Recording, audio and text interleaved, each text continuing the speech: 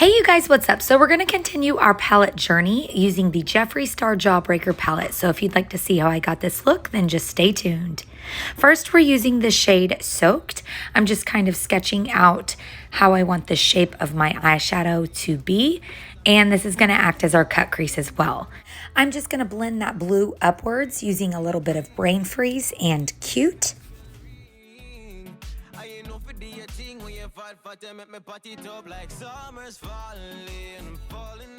So now I'm taking Hank & Henry's LEC Cream Mousse in the shade Valentina. I'm using that as a base. And then we're going to go in with Raspberry Cherry Wet and Bubblegum and apply that on top.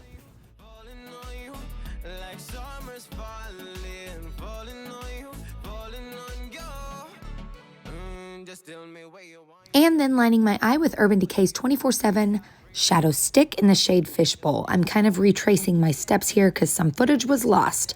Now we're going to apply some glitter. This is by Star Crushed Minerals, and I can't remember off the top of my head what this glitter is called. Now we're going to do our brows. I'm using Hank & Henry's Sangre Liquid Lipstick as well as Prissy.